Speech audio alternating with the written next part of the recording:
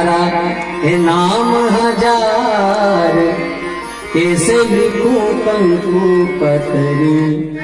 कोई कहे मुरली वालो, कोई कहे बंसी वालो, कोई कहे गाया ना गवार, कैसे लिखूं कंकु पतरी।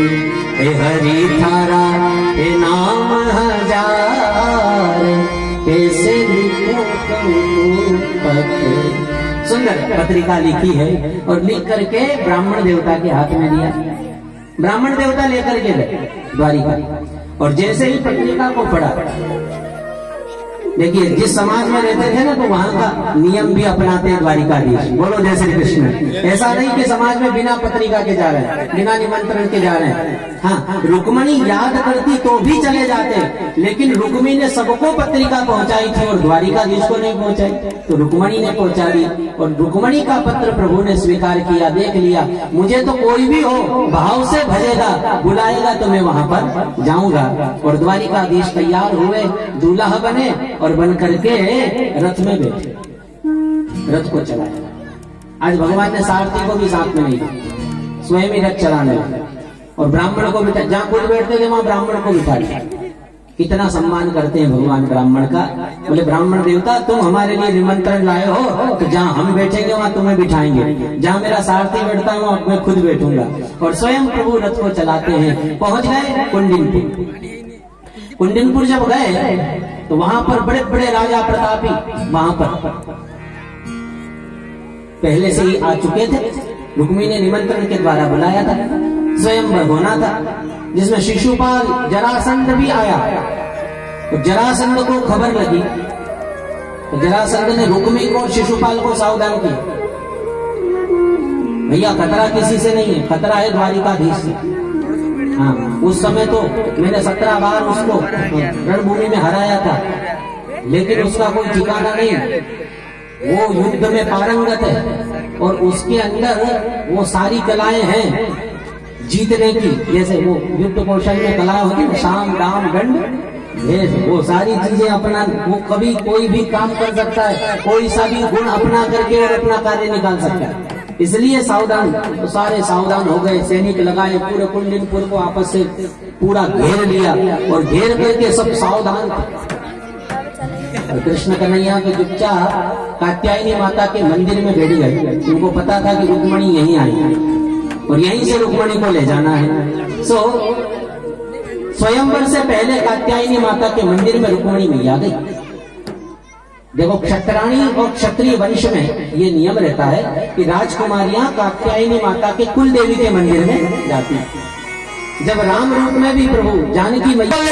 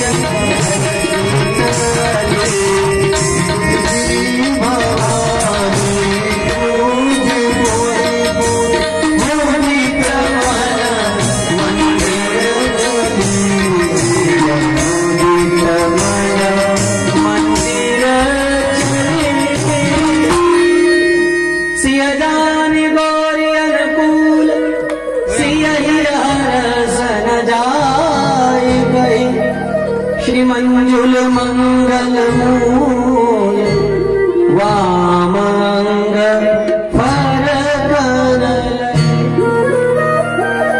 कात्यायनी मैया की जय।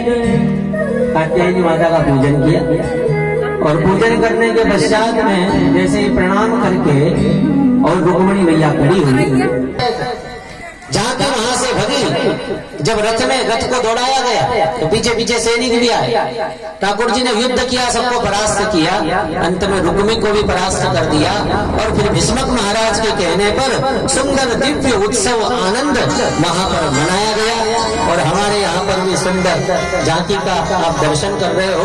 श्रीमद् भागवत कथा के छठे दिवस में आज ठाकुर जी का रुक्मणी कृष्ण रुक्मणी विवाह उत्सव यहाँ पर मनाया जा रहा है। हम धूमधाम से मनाए, भाव से ताली सेवा करते हुए, गोविंद भगवान का दर्शन करते हुए, झांकी का दर्शन करते हुए, भाव से झूमते हुए एक दो पंक्ति में गोविंद को नमन करें। मोहे प्यारो लागे सांवरिया, मोहे प्यारो लागे सांवरिया, मोहे प्यारो लागे सांवरिया,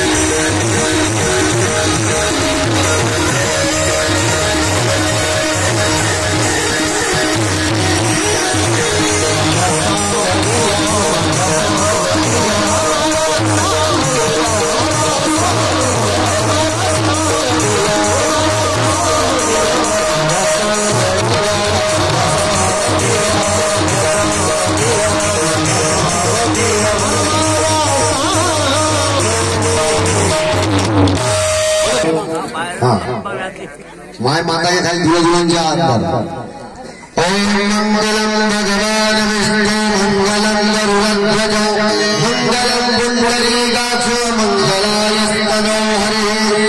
सर्वम जोरदार तालियों के साथ स्वागत करें, क्या हो रहा है। ओम सर्व मंगल मांगल्ये शिवे सर्वार्थ साधिके शरण्ये त्र्यंबके गौरी नारायणी नमोस्तुते। शुभ मंगल सावधान, लग्न पर्वते सावधान, लाड़ा लाड़ी सावधान, ध्यान बराती सावधान, मेहमान पावना सावधान। बाके बिहारी लाल की जय। अब उनको बिठा दीजिए। पहले हमारे यहाँ के जो प्रमुख जजमान है वो उनका पूजन करेंगे, और जो भी थाली में निफार करना है, पाँव पकड़ाए थे, पाँव पूजना है, जो भेंट करना है, चावल करना है। पांचों जजमान हमारे गुप्ता परिवार और विनोद जी का संपूर्ण परिवार यहाँ आया हुआ है, बहुत ही सौभाग्यशाली है। इनके यहाँ भी भागवत बड़ी सुंदर हो चुकी है और आज शिव पुराण होने वाली है। तो दोनों ही परिवार, तीनों ही परिवार यहाँ पर पूजन करेंगे द्वारिकाधीश और श्री कृष्ण का। बोले बाके बिहारी लाल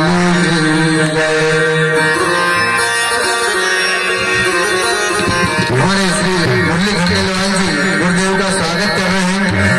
विनोद जी और जयंत जी सब परिवार यहाँ पर आ रहे हैं। उनका भी अभिनंदन है। यमुनी के धर्मधरा पर भागवत महापुराण का पूजन, गुरुदेव का पूजन कर रहे हैं। भगवान की कृपा पर यही बनी रहे और इसी प्रकार भक्ति निरंतर सफाई दे रहे हैं। सभी श्रेष्ठ